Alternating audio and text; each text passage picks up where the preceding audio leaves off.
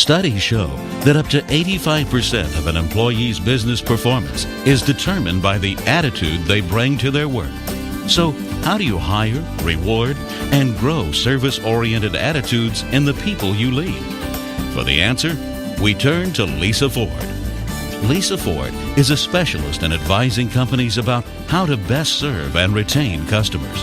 Her best-selling books and audio and video training programs are marketed worldwide. Listen as Lisa Ford explains how to hire, train, and reward employees. How to hire, train, and reward customer service-oriented employees. Your most important asset is not only a satisfied customer, but also a motivated and satisfied employee. This session will deal with how to hire, train, and reward customer-oriented employees. Research is very convincing that customer turnover is related to employee turnover. It makes sense when you think about it. Customers want to deal with an employee who is motivated, happy, knows what's going on.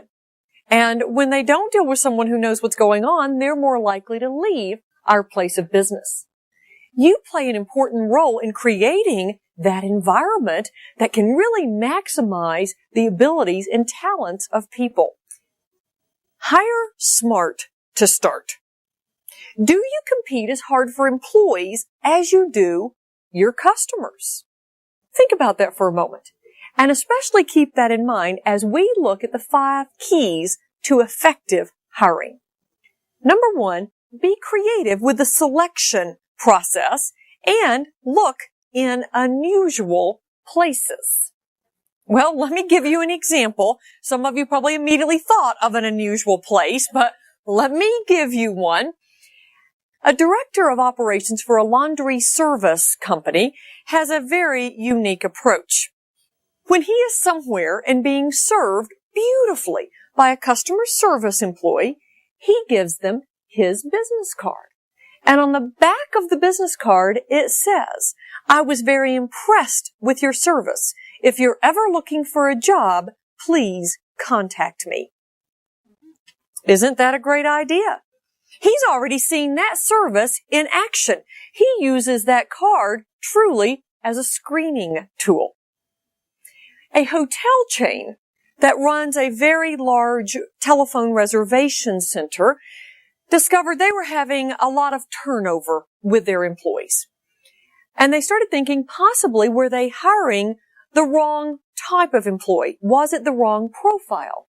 So they changed their tactic and they started hiring the older worker. Now, I'm not going to tell you what age they defined the older worker. And too many of us might fall into that category, so we won't talk about that. But they were a little concerned that by hiring someone a bit older, could it possibly take them longer to learn the computer and to get up to date with their training? Well, it did take a little bit longer. And they did change their benefits package they would offer to the older worker. But guess what? It worked. This employee stayed longer and they built rapport with a customer who was calling to book that hotel reservation.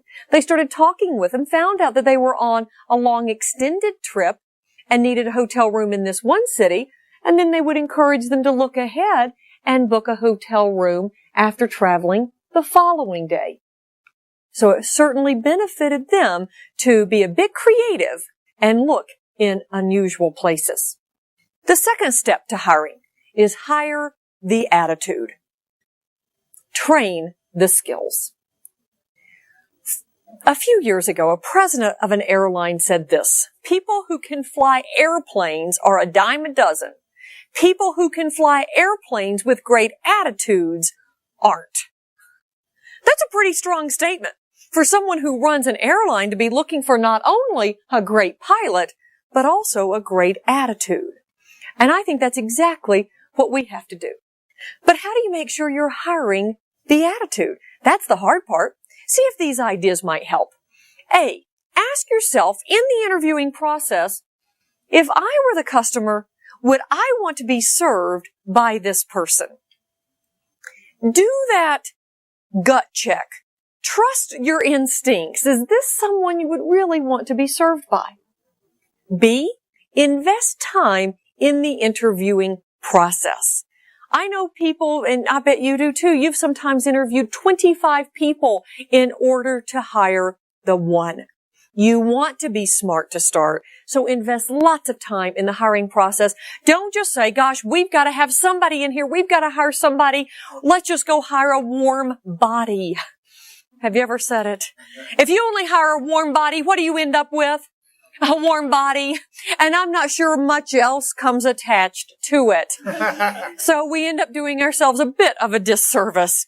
C, do some of the interviewing on the phone. Now why?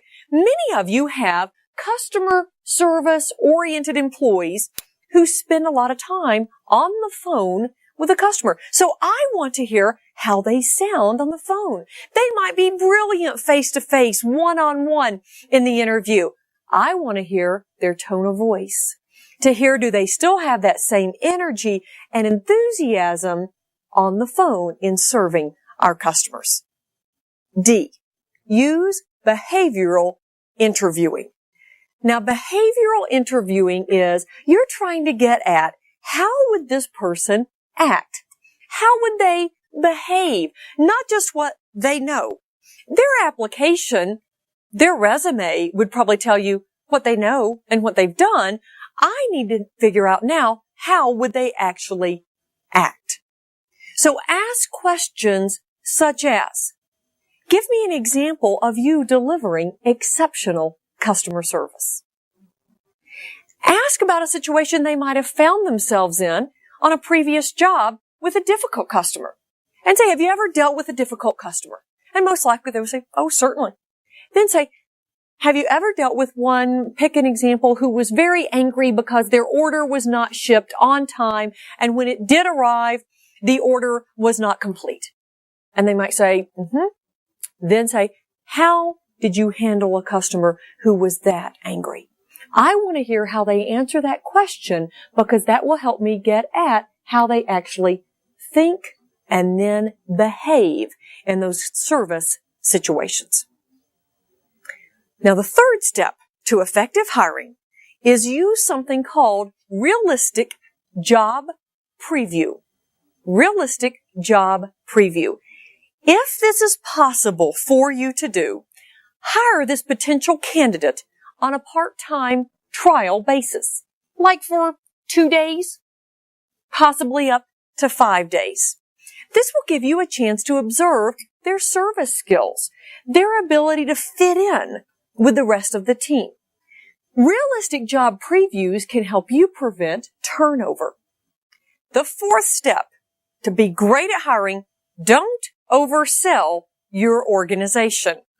Tell them the good, the bad, and the horrible of working there. Now, some of you say, I'm not sure there's horrible. Oh, I bet there's a little bit. You work really late, you stay late, you work hard, there are certain really busy times. See, I think if we only tell this potential employee all the good, and they come to work for us and it's not all good, then they could end up having so-called buyer's remorse. And then we get turnover again. The fifth step, start them right. Anytime we're new on a job, I believe we always ask ourselves 2 questions. Number 1, will I fit in? And can I do the job? Will I fit in? And can I do the job?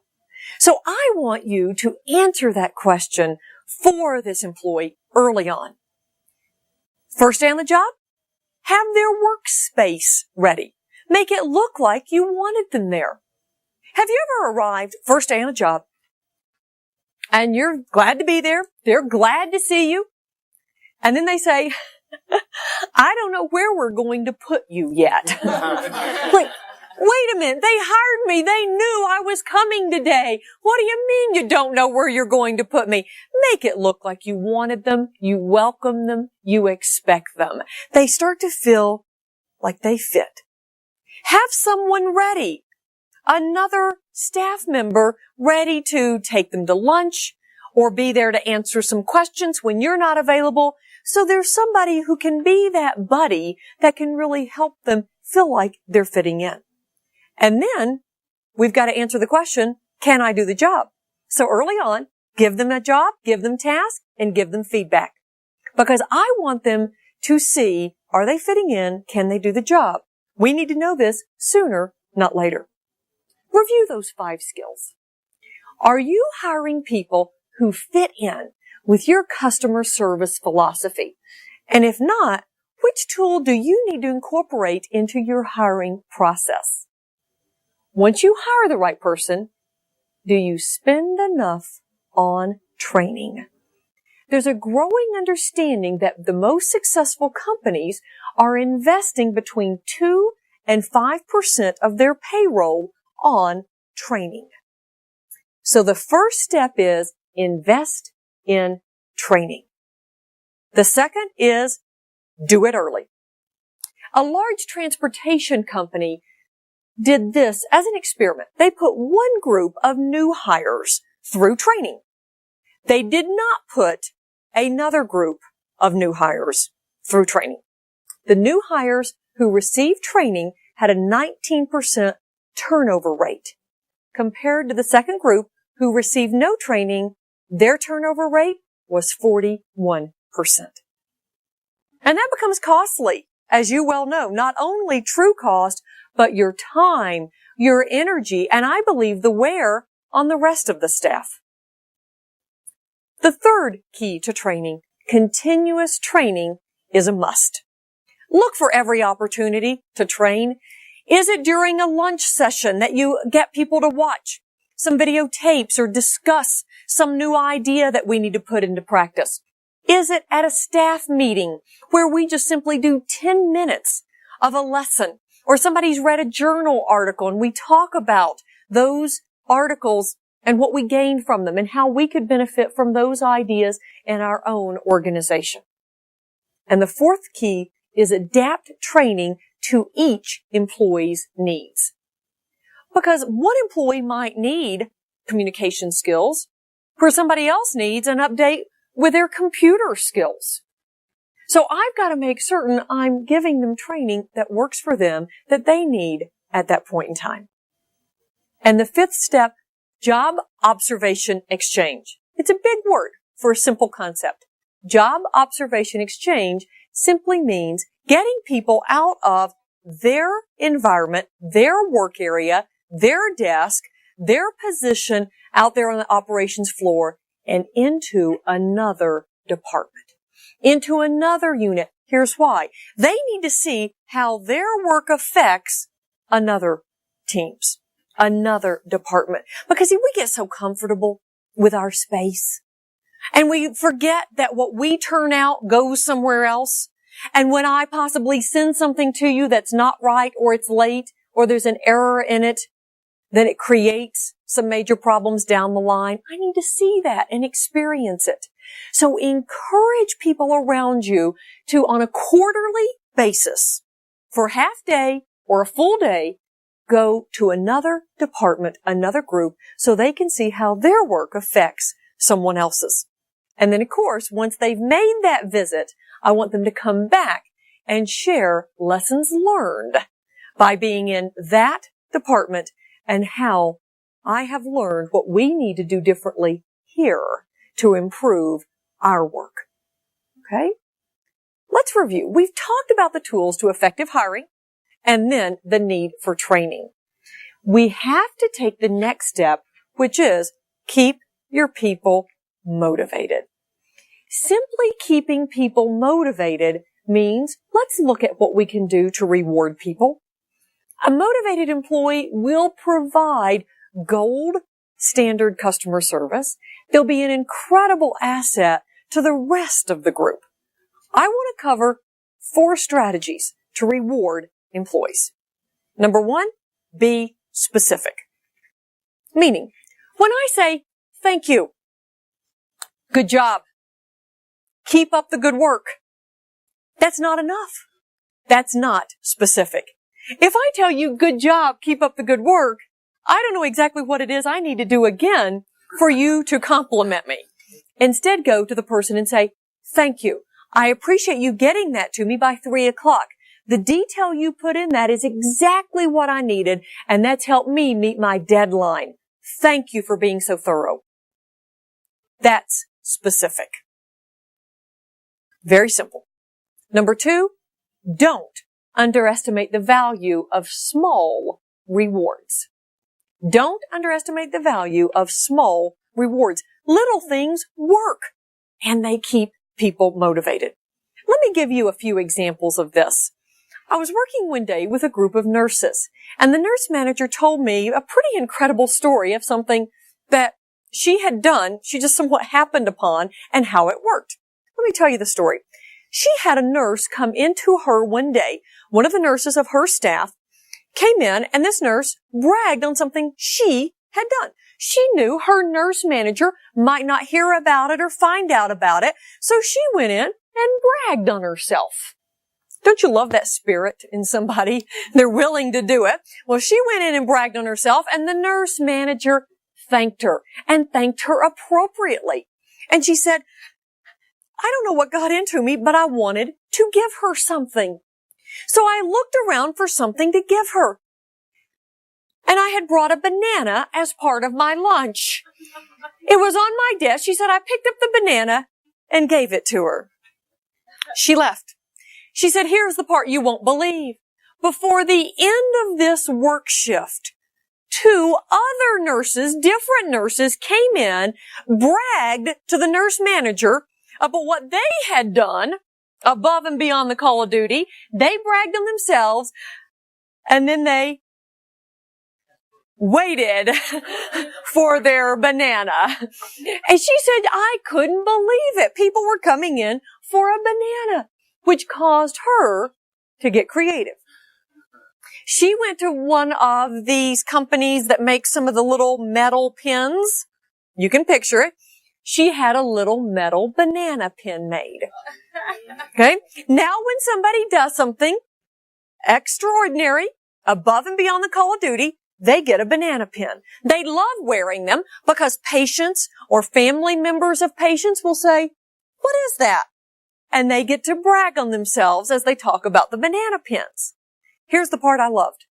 The hospital administrator had come to this nurse manager and had said, this is a great idea. Everybody in the hospital's talking about it. Can we take this hospital-wide? And she said, no. She said, I will help us come up with an idea. We can take hospital-wide.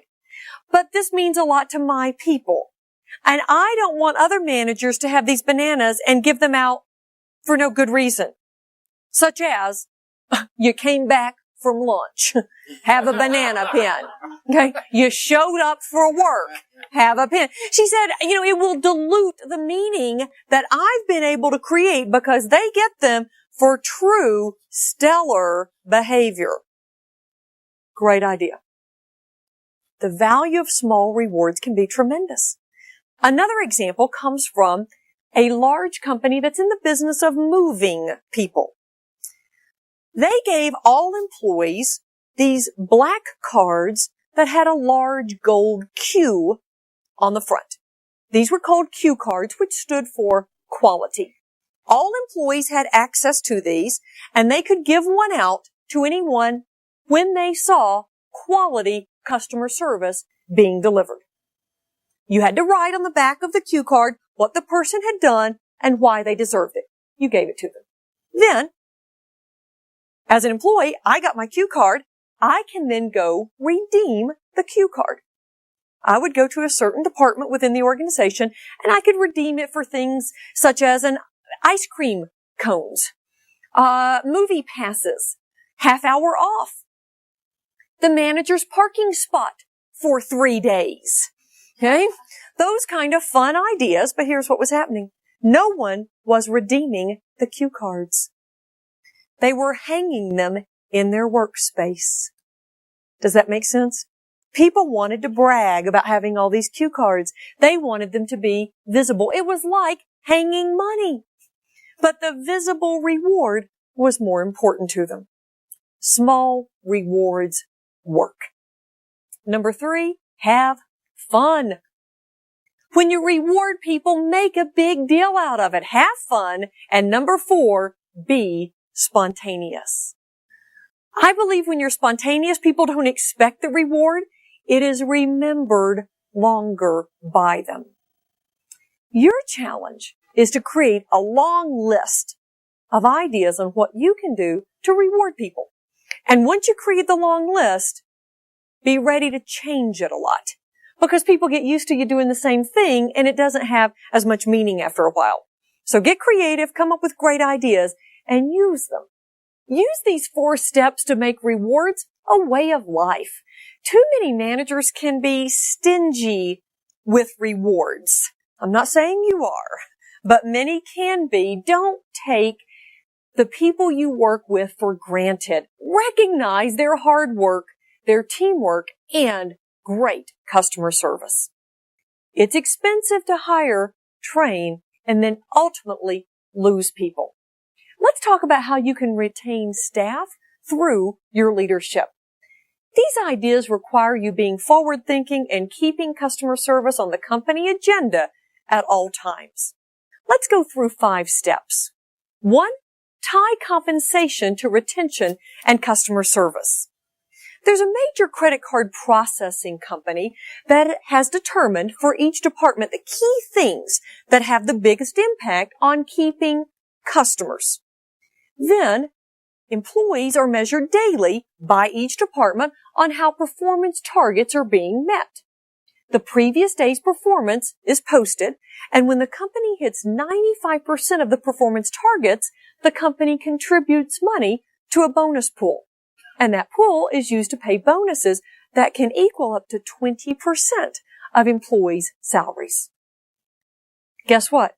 Turnover is 7% at this company, which is 1/3 of the industry average. And they always have plenty of people waiting for a job at this company. The second strategy, spend time on customer service issues. That means as the managerial leader, you speak about service. You talk about it at company meetings, at new employee orientations. You read the latest stuff and bring that to the people you work with. Number 3, remind people of the importance of customer service. How? Let's learn from that credit card processing company I just mentioned. Here's what they do. When you walk in their building, 4 main entrances, woven in the carpet by 9.5, 5.5 feet, are the words, "The customer comes first." You walk over that every morning. And above all the doors you pass through in the building, you will see signs such as, "Think of yourself as the customer." Oh, and when you receive your paycheck, on the envelope, you will see stamped the words, "Brought to you by the customer." It's real tough to forget why you have a job at this credit card processing company. Does it work? Yes. They keep 95% of their customers loyal versus the competition, only 88%. So by reminding people of customer service, it works. Number 4, put yourself on the front line. Here's what I mean.